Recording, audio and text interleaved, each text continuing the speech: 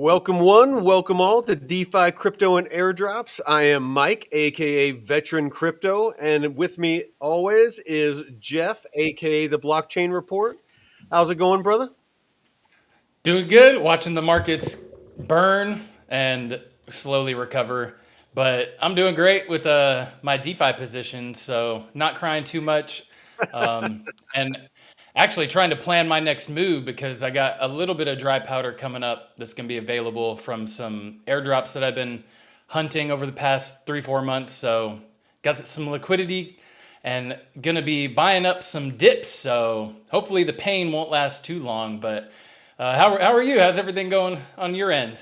Oh, doing all right, doing all right. It's like just kind of watching everybody flip out about the markets and just kind of I honestly it's not bugging me at all. I mean, I would love to see everything pump, but with my DeFi positions and just with the kind of the bags that I've built up, I honestly feel like that the profits are coming. It's just a matter of just being disciplined and being focused. Believe in the research that I've done and kind of the positions that I'm in and just ride it out. I mean that's kind of the beauty of that spreadsheet that I keep where I track all my DeFi positions and and I have my ladder out strategy. I have a bunch of strategies built out on what I'm going to do with the stables, the profits, as I'm laddering out. I mean, I have my whole plan built out. So I have like almost no emotion when it comes to these markets going up and down because it's it's something I have no control over, and I've done everything I can do. So it's just sit back and ride it out, see what happens. That's the best position to be in, man. Because you'd rather be prepared than trying to get everything together when your house is on fire and your emergency bag is not packed. So So yeah, so Dominique, it's the stupid titles. Yeah, it's just a title, man. It's it's that's kind of how the how the doing episodes works. You have to ask questions. The question is, did they kill the bull market? Is this bull market playing out the way that past ones have? Has the cycle changed? With institutional money, with large institutions and governments getting involved in Bitcoin and crypto. Did they make it better? Did they make it worse? We're posing a question. That's what we're here for, and that's why the comments are open. Is you're free to talk back and forth with us, and give us your opinion. This is a platform for everyone in the chat, and for me and Jeff. We're here to have a discussion. We're trying to get to the bottom of it. That's how adults come to different end results is having adult conversations about difficult topics. So that's why we're here, yeah, brother. and people that you don't always agree with, Yeah, it's good to have that perspective and that challenge to what you think is a certain way or a certain thing. Or yeah, it's don't just be in your own echo chamber. no, absolutely. So yeah, no, like I said, that's why we're here. We're asking the question. Did Trump's tariffs? Did it kill the bull market? Did Powell? Did his refusal to cut rates, interest rates? Historically, if rates are low or rates are cut, then money is cheaper to borrow. If money is cheaper to borrow, businesses take out loans. People take out loans. They start businesses. They hire. They grow their business. When there's that liquidity available, liquidity flows into risk on markets. Crypto, stock market, whatever. People take more risks when money is cheaper to borrow. So decisions that Mm-hmm. Powell has made potentially have affected this bull market. Decisions that Trump has made as president has potentially, we are the largest market on the planet. The U.S. is. Things that we do affect the global markets. These are just questions that we need to ask if we want to be realistic about, our investing. So I know a lot of people don't like politics, but politics are a massive part and influence investing in a major, major way. So, with Yeah, that, we bring it up when it's necessary. You yes, know, we'll bring I'm up the not. politics. Yeah, if you've watched our show, rarely do we bring up politics, but I important that we address it. So, do you want to Yeah. introduce our socials and we'll kind of go? Yep. Oh, wait, did I? Oh, where's your screen share? Okay, and mine. Sorry, I accidentally closed your camera out for a second. I thought there was a screen. Get out of here! Right? No politics. Get out of here! Banned. You're banned. It's like give the Isaac. No, we appreciate everyone for joining us here at DeFi Crypto and Airdrops, where me and Mike go live every Monday and Saturday, 5 p.m. Pacific, 8 p.m. Eastern. And if you're on X, join us here on YouTube. You can get in the live chat. A lot more comments in there. And I know it's hard on Twitter to get the chats going, but catch us here, DeFi Crypto and Airdrop. And Mike also goes live Wednesday, Thursday, and Friday in the afternoon time, anywhere from 10 a.m. Pacific to 2 p.m. Pacific. So catch his live shows. Got some DeFi masterminds coming on and traditional finance and law experts for their Money Talk show. And you can catch our brother channels, Discover Crypto, Blockchain Basement, for all of your news and degen takes around the crypto space. And we are on Twitter at _only_DCA. One Catch one Vet. thing about Oh, one yeah. thing about our YouTube channel, I actually added the days and times for each of the shows. So the Oh, DeFi, the two DeFi ah, episodes per week are Monday yeah, and there we Friday, go. 2 p.m. Pacific, and Money Talks is on Thursdays at 10 a.m. Pacific. And then, of Yes. course, our show here is Saturdays and Mondays, 5 p.m. Pacific. Oh, nice. Yeah, right there. Perfect. Fucking beautiful. That's easy. Easy Right, peasy, man. right, right. So, uh, yeah, there you go. Making it easier for you to figure out how to catch our ugly mugs. And yeah, so Vet is at Veteran for Crypto on Twitter, and I am at the BCR142. And I don't go live on my channel. Usually, I just post airdrop hunting videos and projects that are hot and new and super early. And also, we have a Discord. Let me pull that up real quick. Yeah, our DeFi Crypto and Airdrops Discord. A lot of great DeFi channels and Vets tracking sheets, like he was mentioning earlier. If you want to stay organized and have your safety net, your ladder out strategy, which is going to be important. And also, Discover Investments Group. Vet has a mastermind there every Wednesday, I think, right? It Or is. is it? Yeah, it's every Okay. Wednesday. I get noon my time. You can Noon go to it. Pacific. You can go to events, the top left, and it will tell you when it is. Okay. Okay, yeah, they got them in here.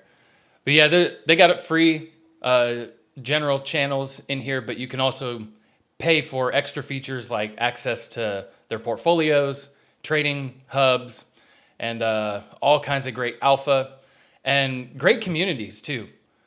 A lot of the people I've interacted with over the years have just been really solid people, and we appreciate everyone that is joining us in our community and building that up because it's just been awesome to see Well, there's all just a lot of the people. testimonials and There's a lot stuff. of people in there that actually. I mean, I know as far as DeFi, there's some guys in there that are crushing it.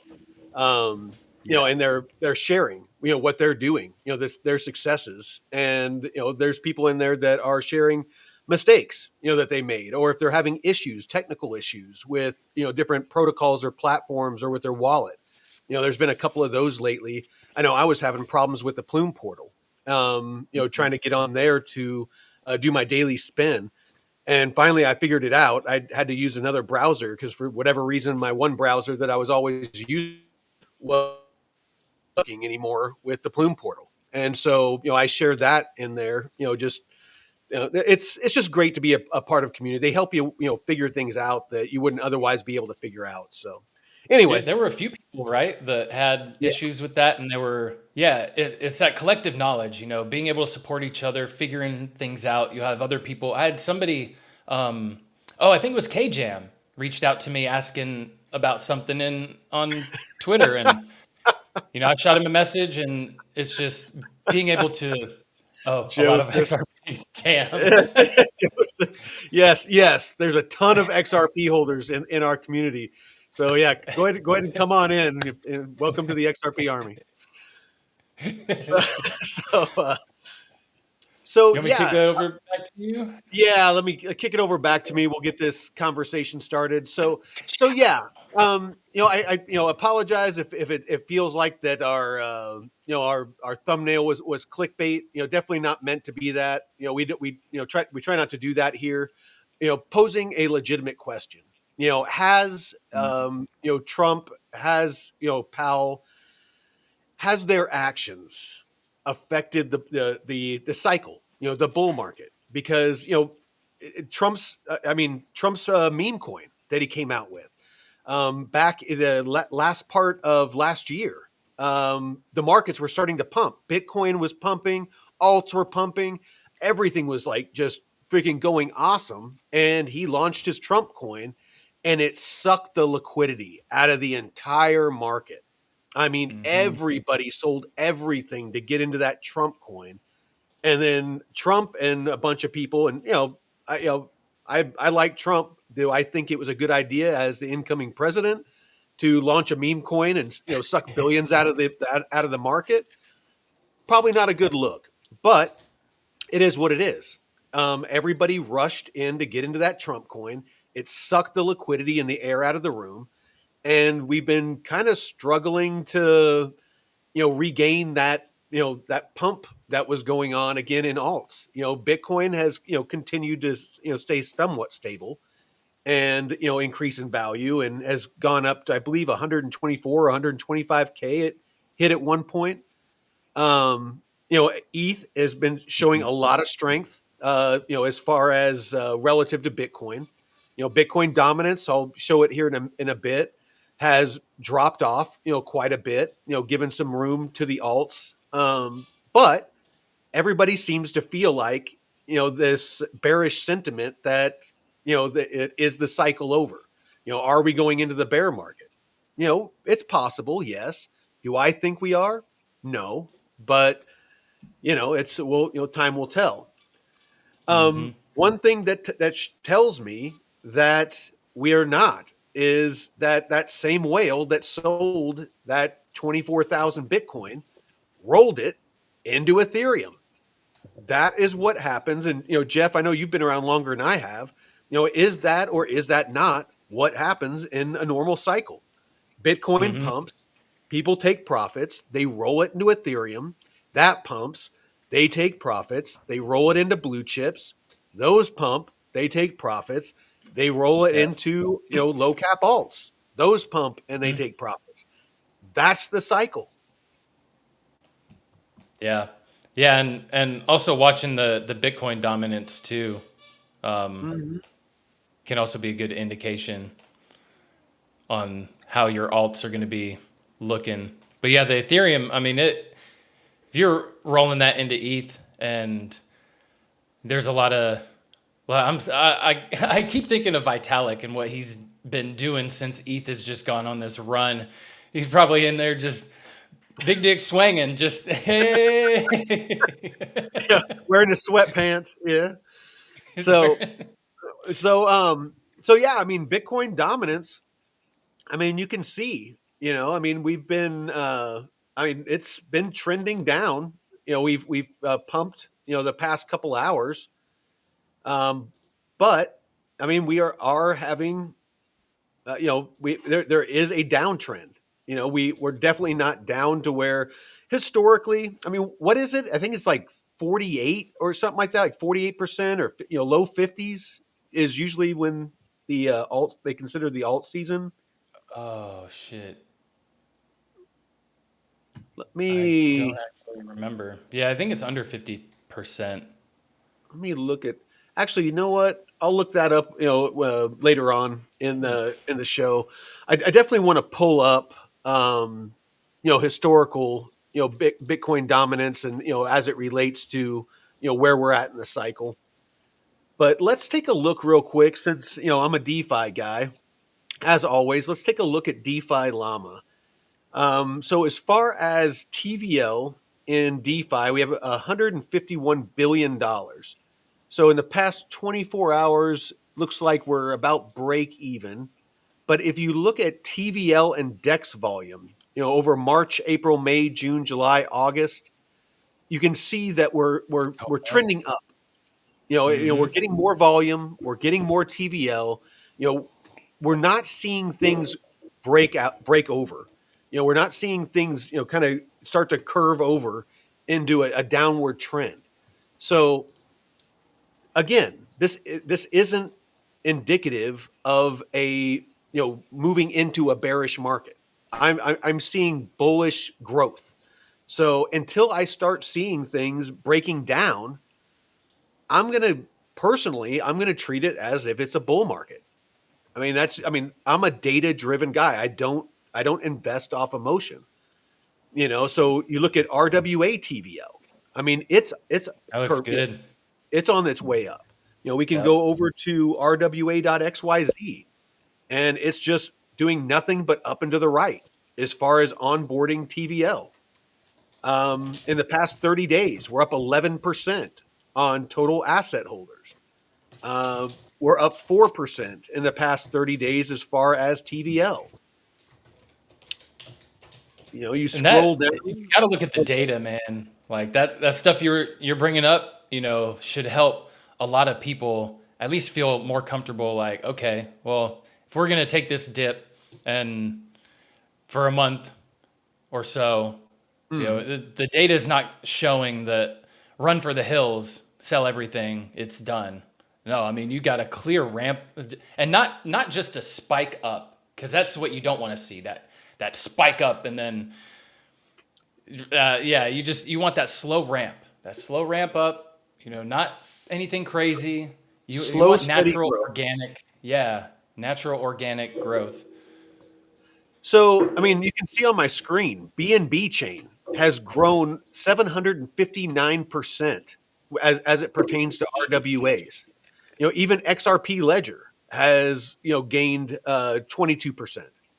XLM 14%, Base 11%, Ethereum 7%, Plume, one of our favorites, 7%. It's you look at RWA count. Ethereum's leading the way. You got Plume at number 5, just behind Base. TVL. You have massive TVL, $7.5 billion just on Ethereum. It's you're in on the 7 day, the QQQ. This is tokenized stocks. They've That's grown over Hmm. 500% in the past 7 days. The Whoa. Investco QQQ has grown 500%. This ultra short treasury, I don't know what this is, but this ultra short treasury on chain fund, 41% growth in the past week. This 2x long master, daily target ETF, 40%. Riot, these are all real world tokenized real world asset stocks.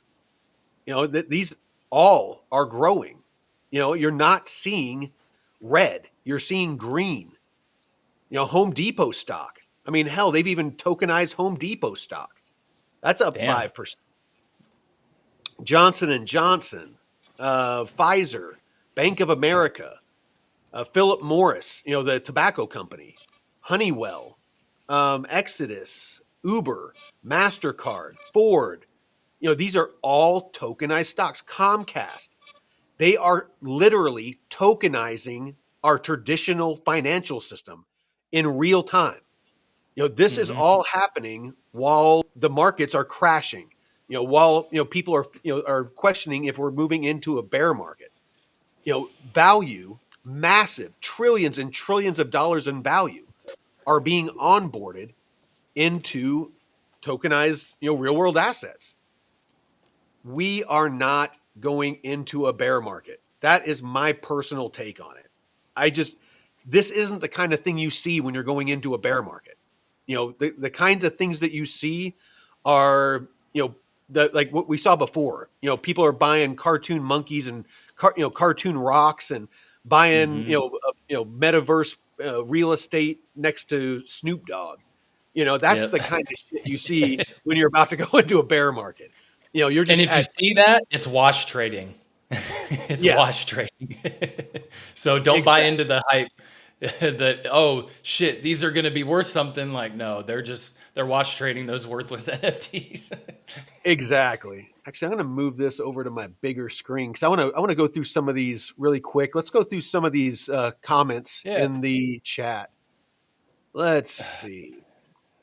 So Uncle Tommy, what up, DeFi squad? Not panicking about prices and just earning yields. Hell yeah, brother. That's exactly why we're here. Old Ben Simmons says eager to learn. Antonio, good evening. Good evening, brother. Yeah, Mamo's been holding strong despite the volatility. Let's take a look real quick. Mm-hmm. Uh, so Mamo's still down about 14%, but on the hour, it's up 1.23%. It's actually up more than other assets. A couple aerodromes down about 10%, Plume's down about 10, Kita is down about 13, Mammo's down about 14.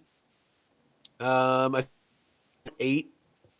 But yeah, on the hour, things are starting to turn green. So yeah, let's see what happens. What else we got? We loading up on Ondo in the pullback. Excited to see what happens with this and what we can do with it. Yeah, I'm personally not, loading up on anything. I'm building my bags. I have a couple of DeFi, liquidity pools open. I got a wrapped ETH Arrow, a wrapped ETH KTA, and a USDC Black that I've been riding for the past month or two. That I've doubled my money on. The wrapped ETH Arrow, I'm earning 200%. Nothing too crazy. And the wrapped ETH KTA, it's out of range right now, but I'm basically hodling a bunch of KTA right now, which I have absolutely no issue with. Um, I I personally feel like KTA is going to bounce back and bounce back hard, and when that happens, I might even close out that position just so I can keep all that KTA. It's bullish, man. With all the news and hype that's been coming out, and it's not just bullshit either. It's a solid backed project with good funding, and uh, a lot of people comparing it to Solana back in the early days. And man, I don't remember, I had like 40 or 50 Solana it was like under $10. Hmm. And I had sold it early in the bull run, really before things took off, and I moved it into something else. And then fucking Solana just ripped.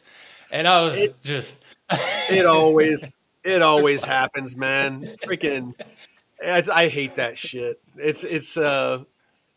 But you know what? It's almost always going to happen. No yeah. matter when you get out, when you take your profits, you're not going to time the top, and so it's almost always going to go up more. And that's why I'm laddering out at 5 different stages. Like, actually, you know what? I'll just show it real quick because it's so Yeah, important that that's you good. do this. I can't stress it enough that people actually build out their strategy.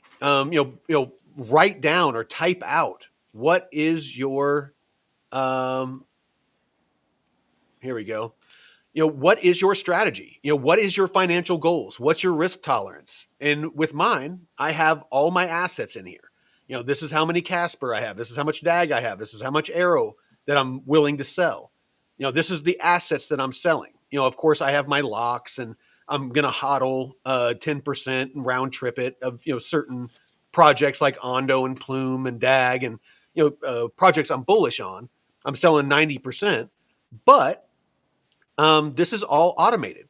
I put in the percentage I'm going to sell, at what price I'm going to sell it, and it automatically tells me that I need to sell this many tokens, and when I do, it will be worth this much. And then it adds it all up, and it lets me know the total. So if I probably won't, but if I hit all of my take profit points, even with my aerodrome locks and my 10% hodl of certain bags, I'm still going to end up with $516,000. Just over $516,000. My goal is 500,000. If I fall short and I hit 400,000, I'm okay with that, because with 400,000, I can earn 10 to 20%, safely in stables, and earn a very nice chunk of change, in residual income each month with very little Mm-hmm. risk. I did my math at 500,000, and basically 20% is $100,000 a year that I would make, in residual income, just making 20%, which is easy to do. In DeFi, with a mix of stables and looping, and using a small amount to loop, and as I start DCAing and rebuilding, not touching my principal, but with the earnings that I make, with that 20%, then I just take that and other people's money and roll that into a new DeFi portfolio that Mm-hmm. I am earning on as well. So I might be making $100,000 a year on my stable, treasury. And then I might end up making another 20, 30, 40, $50,000 a year on my DeFi portfolio. And I'm just going to build that, through the whole bear market, because as we're trending sideways, you're going to be able to do nice tight ranges. Why does my camera keep going out of freaking focus?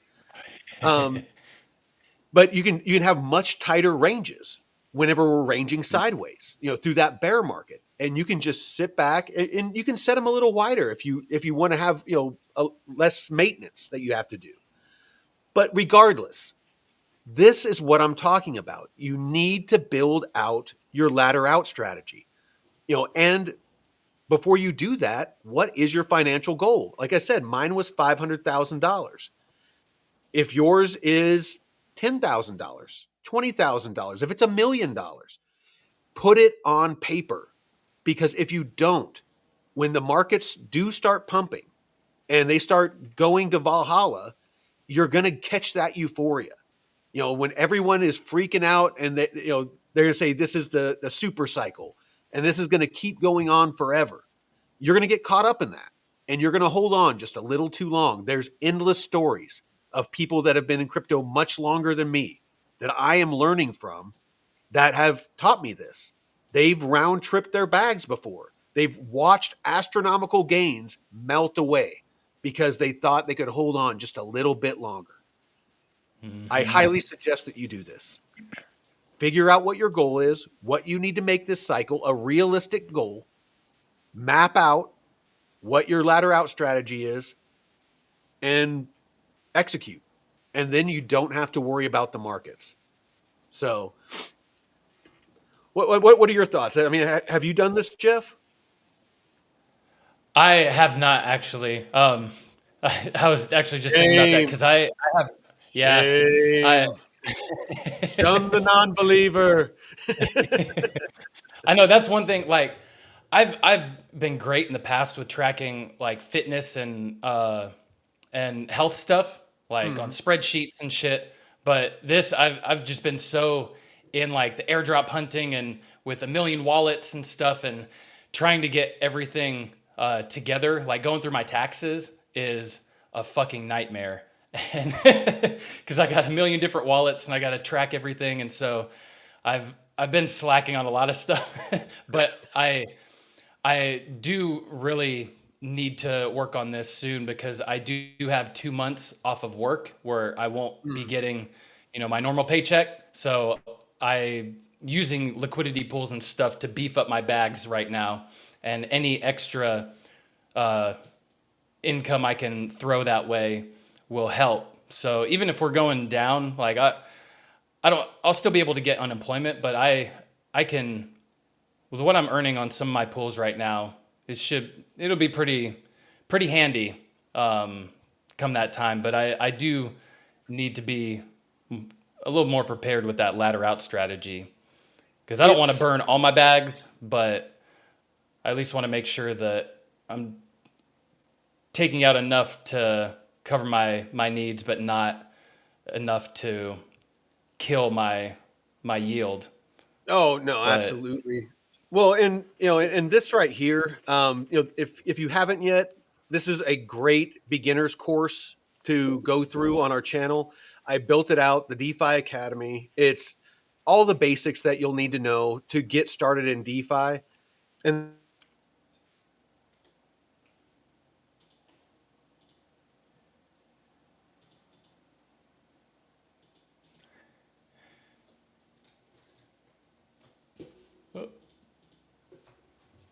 is what a full range position is, what how lending and borrowing.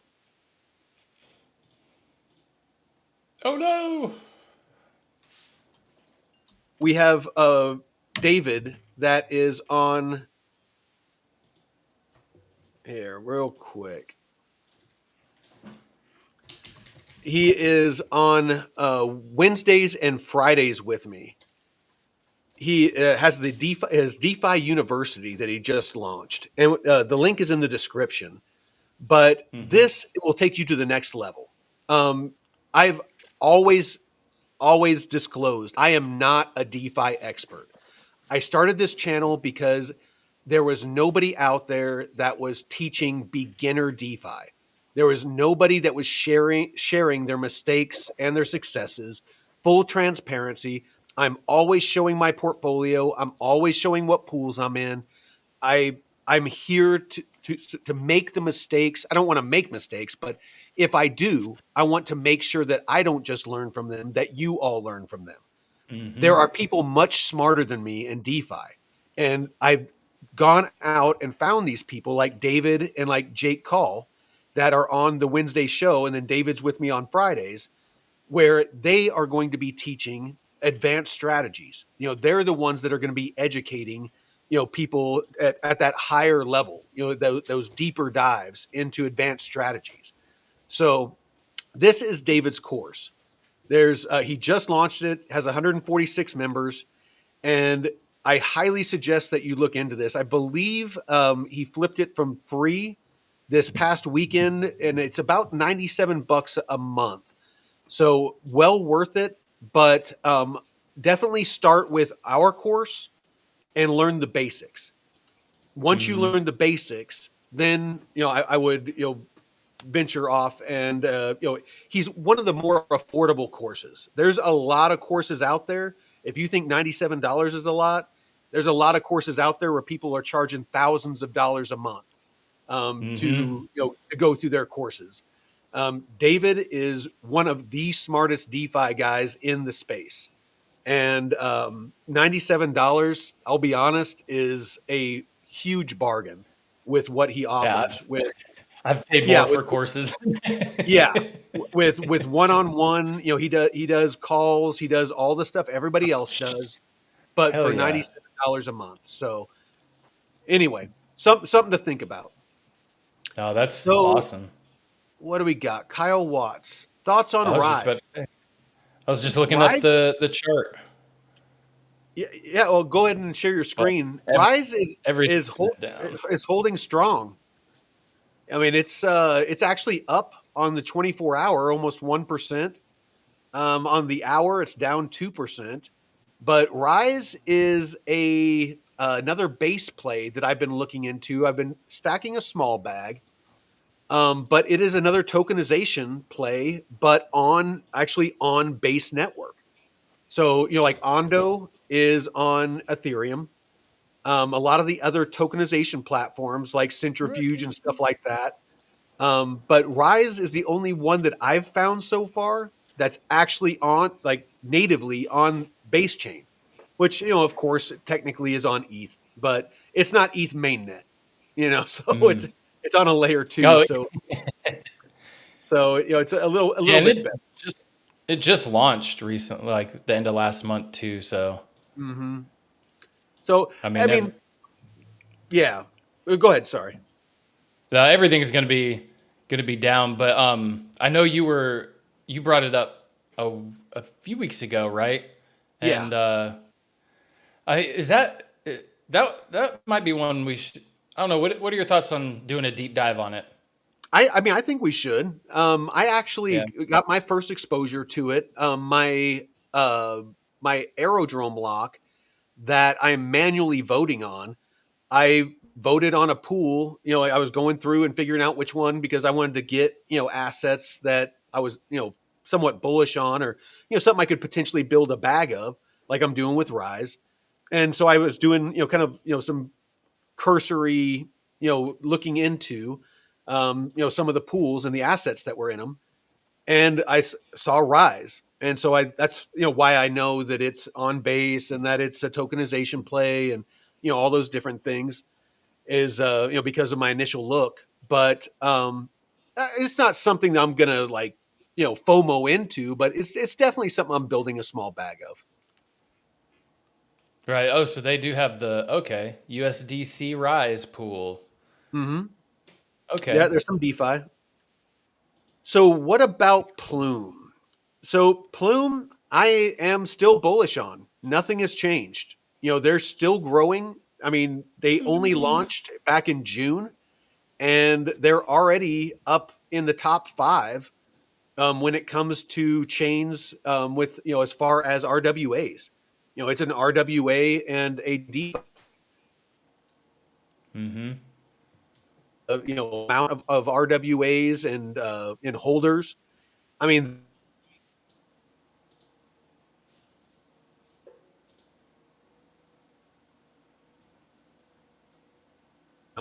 they're number five, right behind base. TVL, they are at about $170 million, which is more than base. Um, Damn. it's actually about to pass Avalanche, and it has a lot more than XDC. Let's see, 30-day And this is growth. yep. Oh, go ahead. This is a daily chart, and Yeah, no, I mean, it's ranging, and that's why you see we've loved the it. yep In RSI DeFi, right I here. mean, Taylor was on the last show. My brother, the lawyer, Mm-hmm. the estate lawyer that's on our Thursday show. I got him into DeFi, and he put like 90 or 100 grand into Plume, and for months now, he has been raking in like $30,000. What was it he said, a month? Or Yeah, it was something crazy, something Yeah, I mean, ridiculous. he's making an insane amount of money, but the reason is Plume loves to trend sideways. There's been a Mm-hmm. dip, but if you look, there's two ranges there. There's that higher range that we were ranging in forever. I believe it was like 10 cents to 12 cents. And then Yeah. we dropped down, and now we've been ranging between, like, I think, like 8 and 10. Yep. Yeah. And so, again, that's what we love in DeFi. The sideways ranging is where we can do nice tight ranges and make really good yield. If it's going up and to the right, that's awesome as well, because all of our assets are going up, and we might be going out of range, but you're making price appreciation, a good portion, like 70-ish%, depending on what type of pool you're in, and you're potentially earning yield as you're rebalancing on the way up. So Mm-hmm. even going down, if you're in a full range pool, or if you shorted the market, using DeFi, where you can take out a loan of like one ETH if you think the markets are going to dump, You can wait for the markets to keep going down, and then when you pay back a DeFi loan, you pay back the amount of crypto you borrowed, not the dollar amount. So Mm-hmm. if you bought, say you bought at $4,000, ETH dips to $2,000. You take 2,000 of that 4,000, you buy one ETH, pay back that one ETH, and you keep the difference, the $2,000 difference. There's DeFi is such a powerful tool that it is so overlooked. I mean, so many people are into trading. And the people that are successful at it, that's awesome. They do great, but I guarantee you there's a lot more people out there losing money than are making money because it's just that's the way it works. Is somebody to make money, somebody lost money. That's just I mean, Gotta be that. Mm-hmm. well, like meme coins. For every person that made millions on a meme coin, there is thousands of people that lost a couple $100 or a couple $1,000 or tens of thousands of dollars. Mm-hmm. That liquidity doesn't just magically appear. For them to be able to cash that money out, there has to be liquidity available. And for that liquidity to be available, that person that's cashing out and making those millions because they got in early, you are their liquidity. That is why I am always telling people, unless you are very, very knowledgeable about meme coins and crypto and how to get in early, avoid meme coins. It has gotten worse over time. It used to be you had days or weeks that you could play the market and that you could get out and get some profits. Now it's like a matter of hours. Somebody will Mm-hmm. launch a meme coin, it will just go parabolic, and everybody that got in and knew the contract address before launch, they just start sucking the liquidity out as it's pumping. And it just do not be other people's exit liquidity. There's way too much of that going on. Take the time, have the discipline, have the patience. All right, Yeah, and let's. uh, one thing I wanted to highlight with the Bitcoin chart. Oh yeah, the bookkeeping. What's that? Oh, bookkeeping. When we were talking about playing the ladder out strategy and stuff, Oh! keeping I money thought out. I thought maybe it was some meme coin strategy or something. Oh no. Oh, I never heard of bookkeeping. Is that like some fail proof meme coin strategy? No, we did get on. Now I know the 3 day uh, chart is pretty strong with the bearish divergence, and we just got one, you know, printed on the 3 day. So I would be wary of another pop up and then trend down for a month or two. Um, just kind of based off this I don't think last. any. I don't think either one of us are freaking chart guys. We should probably just avoid trying to read charts. Oh no, I'm saying the 3 day is one that I've actually seen. I'm saying that because I've watched experts actually say the 3 day Oh, chart okay, bearish gotcha. divergence. Yeah, yeah. I'm not. No, no, and I thought you were trying to read and charts. I was like, dude, we're not those no. guys. We're not those guys. And one thing that I do feel most comfortable with is when I do trade, it's either the 4 hour Oh, or so the you do? daily You wicks. actually do trade then? Once in a while, yeah, Oh, yeah. okay. I've studied charts and stuff for years, but I get too emotional, and I don't like to set stop losses and all. I like to be active, and I don't like getting all the notifications on my phone. So it's Yeah.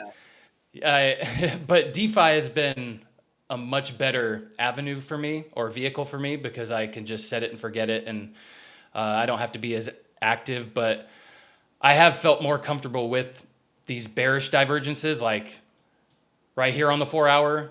You know, you Mm. get, even if it's just a short day or a half a day, I mean, you get in something like that, and it almost always prints. But the 3 day I've heard is really strong with big pullbacks and sideways continuations, even if it's not a full crash.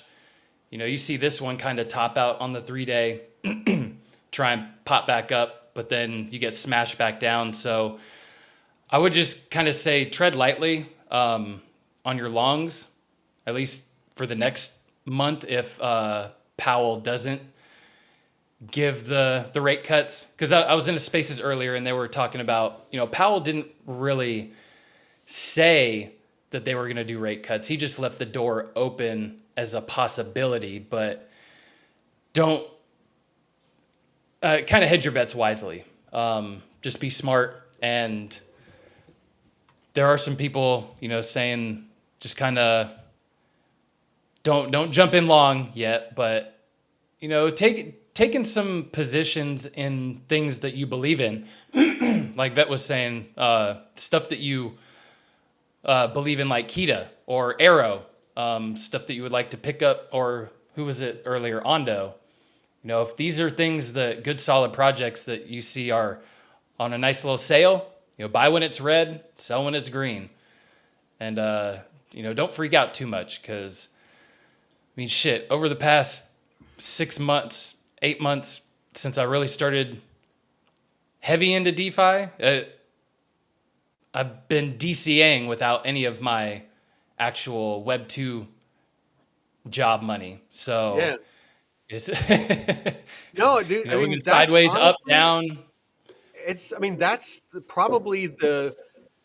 I mean, I, yeah. I mean, I can't And I've say it taken enough. some impermanent loss on some positions like Plume. When we came down, I'll show, I Oh, was up here. I was up here in the 16 to 20 cent. And then we tanked down here, and it was like 2 weeks. I just went without rebalancing, and I was like, fuck it. Plume's going to go sideways for months, and I'm not going to be in it. So I took that impermanent loss. However, I've made that up and then some. So it's you don't be scared if it's a little impermanent loss, but just make sure. And it also depends on the movement of the token anyways, because something like Kita, you couldn't do that too. You're like, oh, let me rebalance, and then it just fucking rips.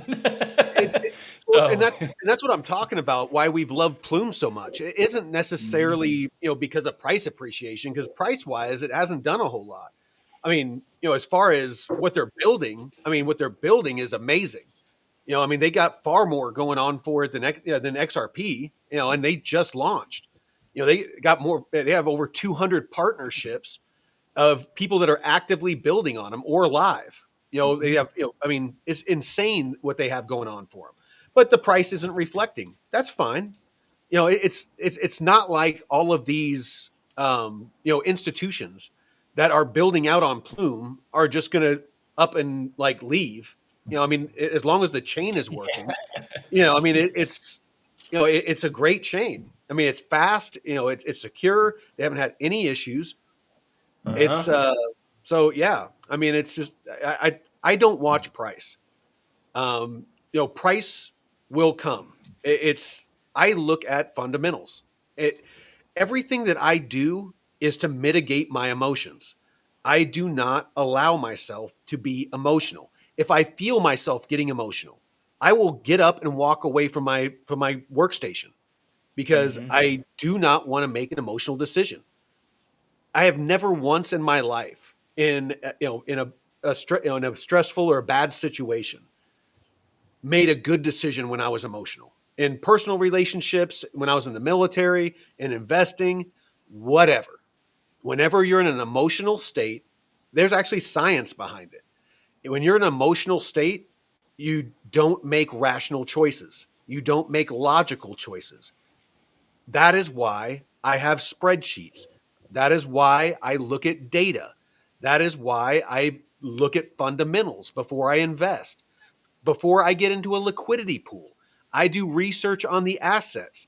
If they go out of range, like Jeff was talking about, where Plume took a dump and he went out of range, it's am I okay with being out of range and just holding a bunch of that asset? That, like Kita, I'm holding a bunch of KTA right now because it went out of range, a wrapped ETH Kita position. I just have a bunch of Kita, and I'm not losing an ounce of sleep because their main net hasn't even gone live yet. And they already have major institutions that are, shouting them out. You have Google shouting them out. An ex CEO of Google is, one of the major investors with $20 million. There's a bunch of other institutions that have, announced that they're working with them. It's just that's the kind of thing I look at. And that's why whenever I look at the markets and I see them dumping, I'm just like, okay, it was a Sunday afternoon. There's low volume. Nobody's trading on the weekends, easily manipulated. So somebody dumped a bunch of Bitcoin, which dumped everything else. That same person that dumped that 24,000 Bitcoin waited for the pullback on everything and bought a bunch of Ethereum. And now he's just sitting back smiling, waiting for everyone to be like, oh, okay, I guess we're not going in the bear market. Let's send it back up. And then he's just going to sit back and smile as we hit $5,000, $6,000, $7,000 Ethereum because Ooh. everyone's buying Ethereum. If you look at the data, we can pull it up, but there is a shortage of Ethereum on exchanges right now. Oh There's a man, yeah, that's perfect, man. I was just gonna bring up something about the supply shock, because Please that, do. oh yeah, um, Actually, while you do that, I'm going to grab my water. yeah. Someone that I follow in another, I think it's Crypto Billy, the Billy Goat Tales community. Richard Berry, he shares a lot of stuff and about market sentiment, and he showed this supply shock for ETH, and oh yeah, right here. So market cap 595 billion, fully diluted 595, circulating supply 120.71 million of Ethereum. Yeah. So and these exchanges are going to have to hold, some of these assets. They're going to be required.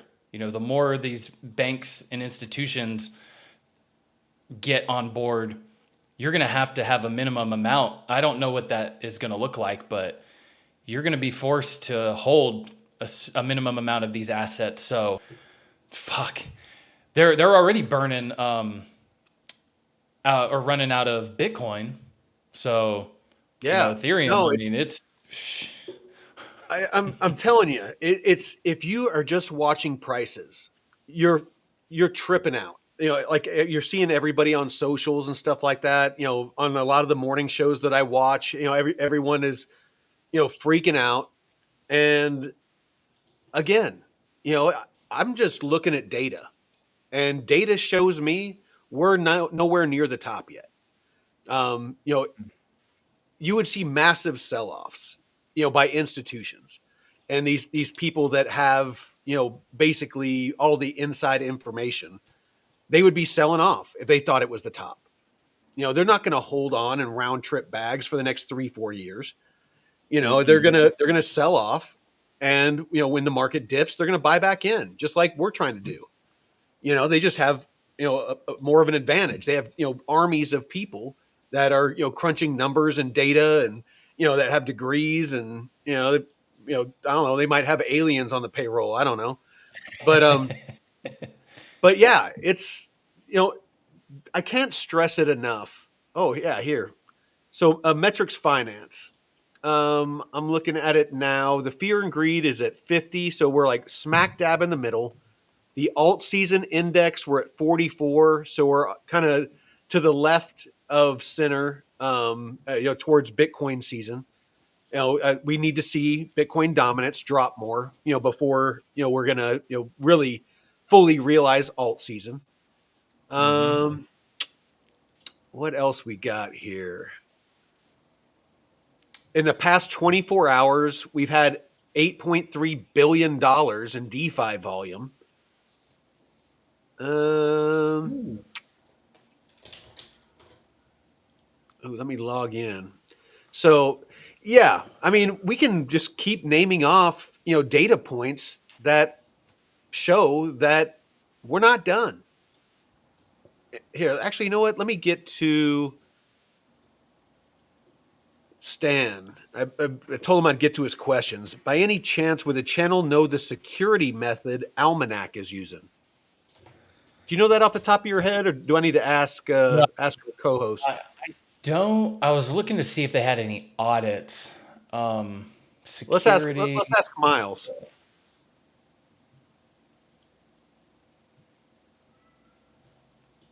Oh, here you go. Hey there. Good to meet you. So, what's been occupying your mind lately? Hey Miles. Hey, it's Mike and Jeff. We're live right now talking about crypto as always. And had a question for you. On a previous show, we talked about Almanac. Do you remember that conversation? Ah, gotcha. Mike and Jeff, nice to meet you both. And yeah, Almanac, kind of hazy, but I think I do vaguely recall chatting about it. It was Actually, a you bit know ago, what? wasn't I don't know if it's because I reset my browser when I was having those issues, Oh, or if they did an update or something like that. But yeah, it looks like everything he's learned from working with us, he's forgotten now. oh shit. I All right. did find a security thing in their documents right Okay, here. go ahead. Go ahead then. So security of user funds is paramount on the Almanac platform. So deployment, uh, EOA private keys are encrypted at rest and can only be accessed by a dedicated signer service. Um, so they have a thing right here. User wallet owns, and then there's a safe smart wallet and a Zodiac roll module. And then that allows the performed actions. So I guess the wallets are fully on chain, non custodial wallets secured by Safe and Zodiac. They allow Almanac users to always have full custody and control of their funds while delegating only the permissions required to execute a strategy to their deployments. Yeah, So I mean externally owned account is the OA. it really is an interesting project. I'm definitely keeping my eye on it, but I'm definitely going to want to see more before I personally invest in it. But it's Mm-hmm. super interesting. Using AI and that swarm architecture where it's using multiple AI agents that each specialize, in their own field and kind of come Mm. together. I think somebody in the chat the other day when we were talking about it called it Voltron. That would have Oh, been a yeah. cooler. That would have been a cooler name for them to call it. Probably would have been like a copyright infringement or something. But the five lions that become one big robot. It's. Yeah, yeah. I think that would have been a lot cooler. But yeah, I'm definitely keeping an eye on it. Blocktron. I don't Yeah, know. Blocktron or DeFi-tron or that didn't come out very well. But Deftron. Deftron there you go. 5000. Yeah, there you go, Deftron. So what do we got here? Stan says Nvidia's announcing their earnings on Wednesday. The analysts are bullish. Can Nvidia change the downside? I don't Ooh. know if I'm not a TradFi guy, but I mean, could that churn the markets as a whole around? I mean, the thing that I feel is going to have the largest effect on the markets is going to be an injection of liquidity. Um, me personally, I think that a rate cut would go a long way with, basically, people that have, dry powder on the sidelines, injecting that liquidity into the markets, making it pump. And then when, news and social media starts, buzzing about it and how, everything's pumping, then you're going to get, the retail start to trickle in. And as they start trickling in, things will pump more. And that's just going to create more of a buzz and more and more and more. And it's like a fire. And you're just adding more sticks and then you're adding logs. And it just burns hotter and hotter and hotter until finally there's no more sticks or logs to put on, and it starts to peter out, and you're going to start seeing signs of that. With the data that things are starting to plateau, or they're starting to curl over. We're starting to get less TVL. We're starting to get less volumes. We're starting to get less liquidity being injected into the markets. You're going to start seeing people selling, a lot more selling than buying. All these indicators that we're on a down on a downslope, or that we're pulling back. So that's kind of what I'm waiting for, is just an injection of liquidity. I mean, that's really what it all boils down to. Yeah. Oh, is this mountain bullion?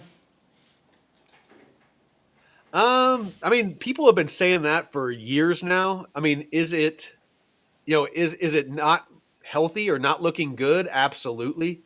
With 36, 37 trillion dollars in US debt, fiats around the world aren't doing that well. Inflation is an No. issue everywhere. With the US, I think my brother Taylor, when we were talking on last Thursday, he was saying something about that just in the past year, we've had like 11% inflation. I mean, it's been Ooh. insane.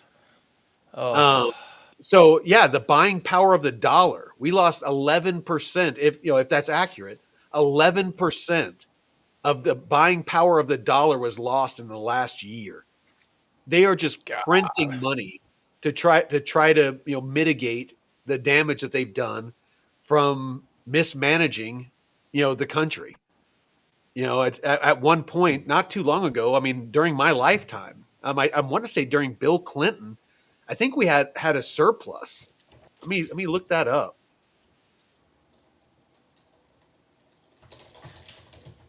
Oh, who is it? Some guy showed his shopping cart Oh from yeah, like yeah. 3 or 4 years ago in on Walmart, and the same. Oh yeah, a man reorders his stuff. Oh, this is, yeah. You want to see inflation? Yeah, it The was guy like four. one It was hundred like twenty four six times. dollars, Oh yeah, and it yeah. was $400 in just a couple years, and that was, it's probably even what you said, 11% since 24. So, God, yeah, you can't bullshit us when we have receipts that show what the real numbers are. And I posted a picture on Facebook earlier that was showing the buying power of the dollar and how it's just, I almost said fiat's dead, but I mean it's dead to the point to where there's other things that are better holding their value. What did you find? So, so I looked it up, and this is just AI. So I don't know if this is accurate, but I would not doubt it. It says, I just put, when did the U.S. national debt go negative? So basically, like, was there ever a time that we didn't have a national debt?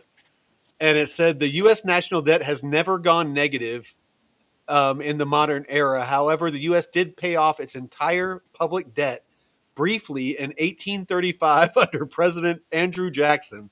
This was the only time in U.S. history when the national debt was effectively zero, achieved through land sales, tariffs, and aggressive debt repayment. Since then, the U.S. has consistently carried a national debt, which has grown significantly, especially in the 20th and 21st centuries. By 1837, the debt began to rise due to economic downturns and government spending. So yeah, it's only gotten worse, since we went off the gold standard, and they just started, basically printing money and issuing, treasuries to back our debt, basically. So Right here, buying yeah, power of $100 over time, and you that's see that. 1792, and then there's 1913, the reserve created. Boom! Look at that. Oh, Jesus. No, Come I on. mean, dude. I mean, that's why. I mean, I own real estate. I mean, all of my value, all my worth, all my liquidity, not liquidity, but all my value is in real estate, in crypto, gold, silver, and lead. I mean, that's pretty much my portfolio. That's I have enough in my bank account to pay my bills for the month, buy my groceries, fill my tank, and I do not keep any money in fiat at all. Yep. My aunt and uncle asked me months ago if I had a actual savings account. I said nope. I got all my stuff in crypto, and I don't have any hard assets.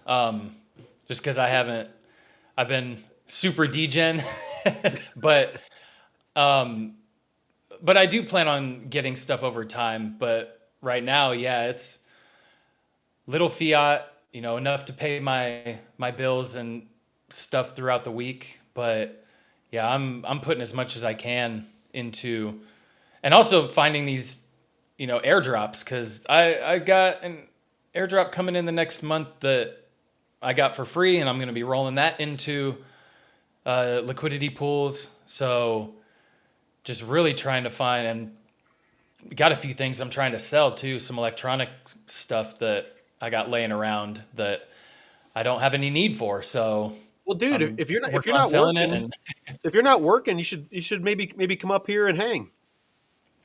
oh yeah, I got, oh shit, actually that'd be yeah, because I'm slowly planning uh my trips, because I got my cousin's wedding Yeah, yeah. right when I at the beginning of November, and then I'll be, yeah, might have to Ah, make a little we can yeah, we can we can talk a lot about of it. fun to be had.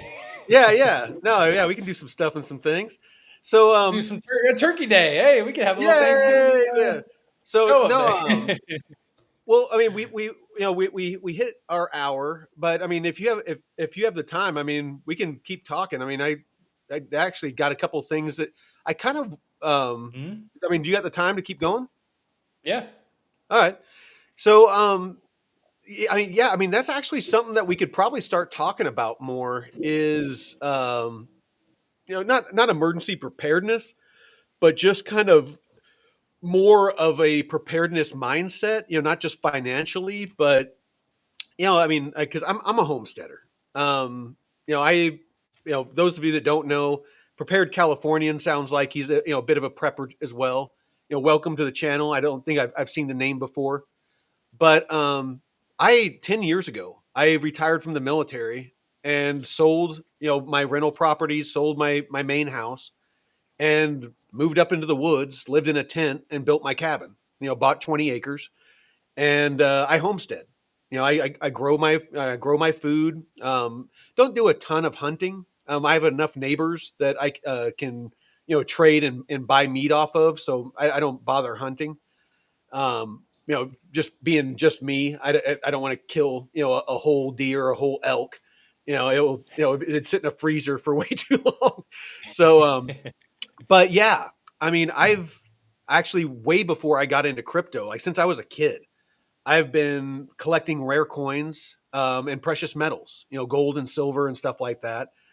As I've gotten older and I've, gotten in, obviously in the military, got into guns, got into, lead and stuff like that. And, I stockpile all of it because, if there's ever, a natural disaster, if there's, whatever, something happens, stuff like bullets are currency.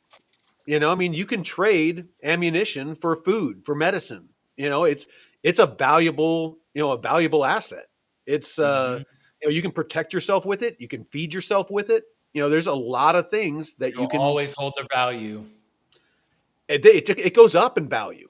I mean, Yeah. Or it go up. used, Yeah. dude. I mean, look at the price of ammo.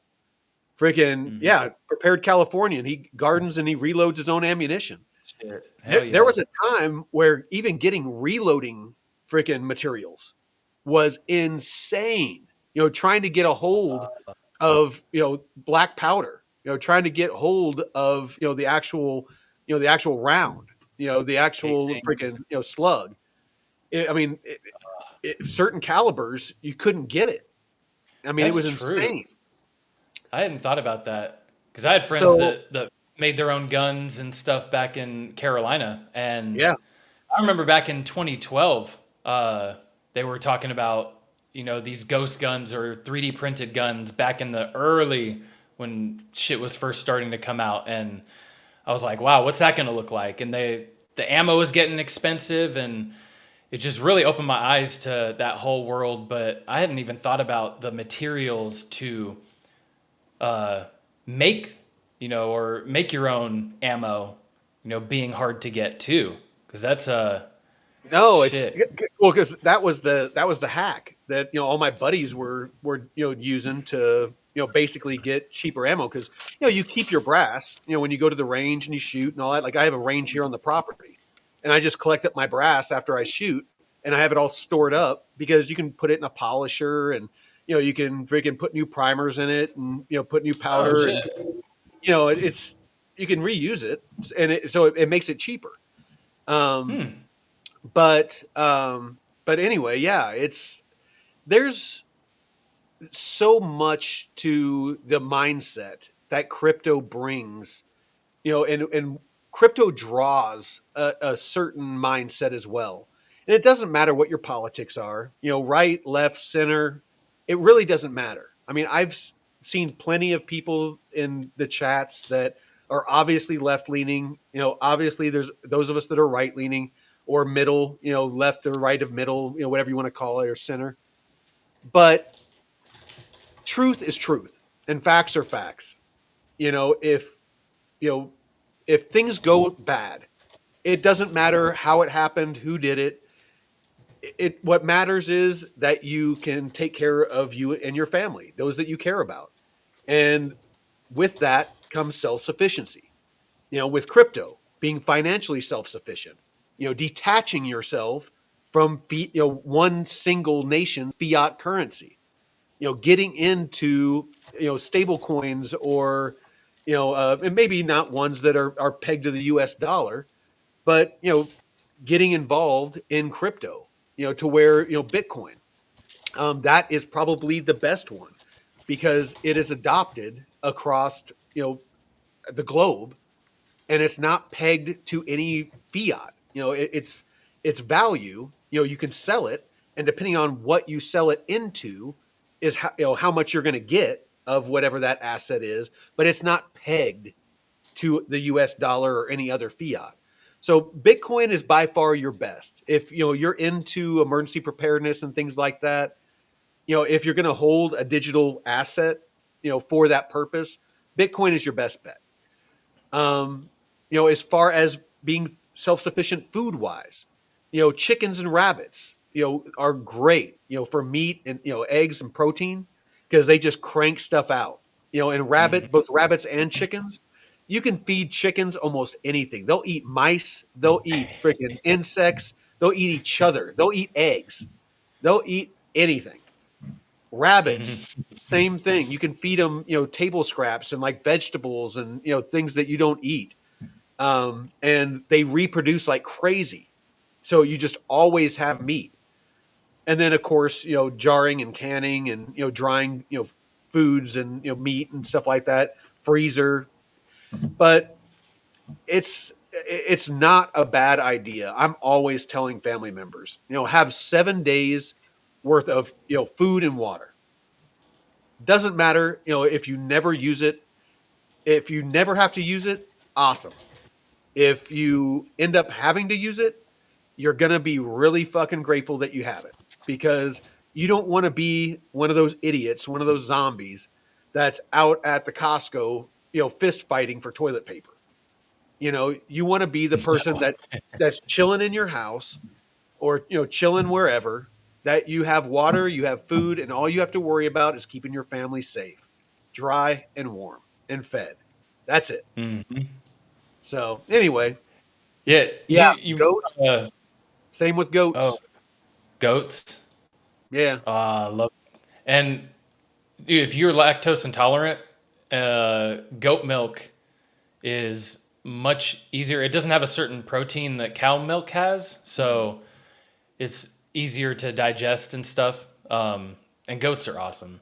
Well, you can milk anything with nipples, Jeff. With the nipples. Even a cat? Yeah, yeah. Yeah, Even a cat. I have nipples. I have nipples, Jeff. Can you? It's like, what was that on Meet the Fockers or whatever? Oh, meet the Fockers, man. They Or got a third yeah. one coming out. Oh man. No, and the meat thing reminded me of this I saw the other day. So the awesome things that we can do with Bitcoin miners. This guy is dehydrating his meat Oh yeah. with a Bitcoin miner. So there's certain applications we can use in our house with a Bitcoin miner or other kinds of mining rigs that, it's not just, oh, I have to spend such and such amount on electricity each month and not get any other use case out of it. Like shit, I've heard of people heating up like water and stuff with their Bitcoin miners and doing all kinds of crazy stuff. But this is where we will get like the ingenuity that people come up with. This is what is going to drive the merging of Web3 and just everyday people. Why can't you just earn a little bit? You're already using that electricity anyways. So if you can, not saying it has to be a Bitcoin miner, but you can use other miners to think. There's some proof of work coins on Ethereum, but fucking really cool stuff. No, I don't know. Like I said, I'm really not that worried about what's going on in the markets right now. It's if I'm worried about anything, I'm I'm just worried about the state of affairs when it comes to just the government and inflation and things like that. That's the only thing that gives me a little bit of stress.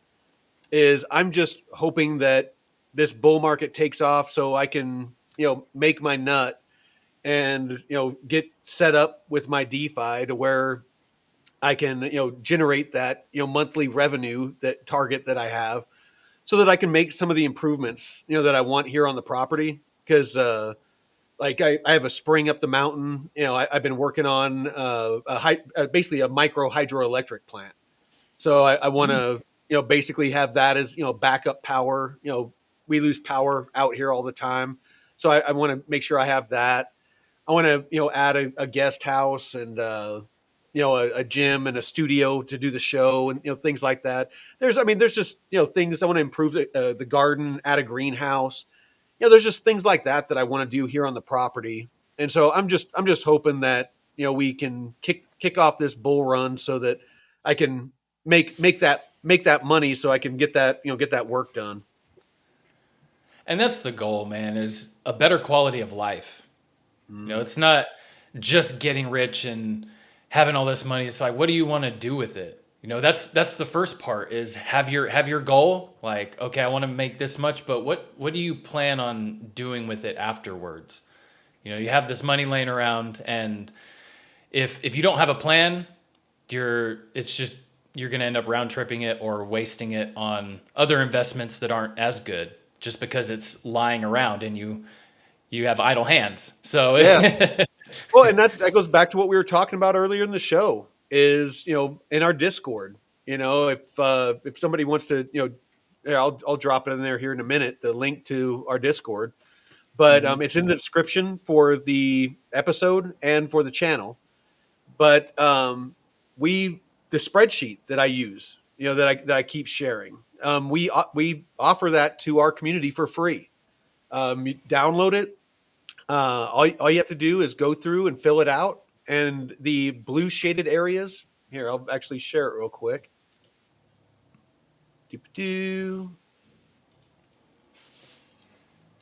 So the blue shaded areas, this is the tab for the ladder out strategy.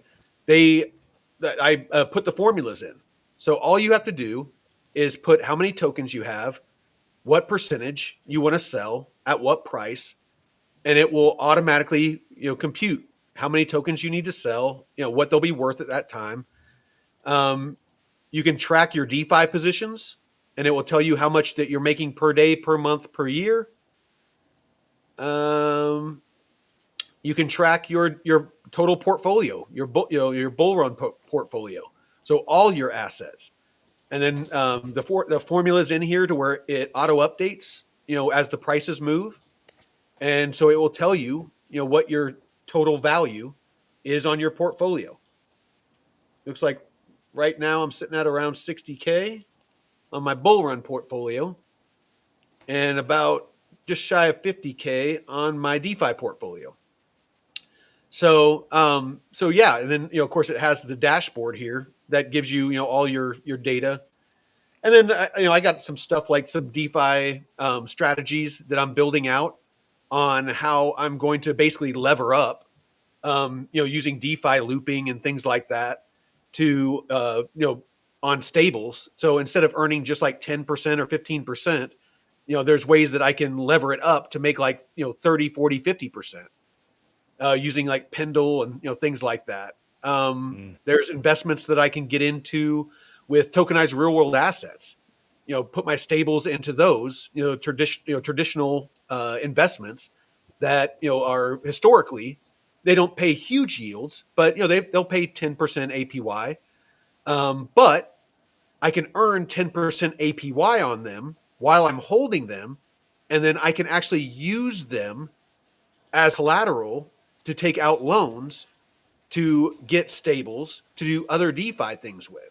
So, instead of having those assets and just earning 10%, I can have those assets earning 10% plus use them as collateral to take out stablecoin loans, and, and then use that if I want to get into liquidity pools, if I want to loop, go buy more of those assets that I can earn 10% on, take out a loan against those, rinse and repeat. There's a million things you can do depending on your risk tolerance. But that's what you need to do. Before you get into any investing, you need to sit down and you need to figure out, what is your risk tolerance? What is your financial goals? Just like Jeff was just talking about. And then you need to sit down and you need to figure out, and you need to get this all like written down or typed out, because you're not going to remember.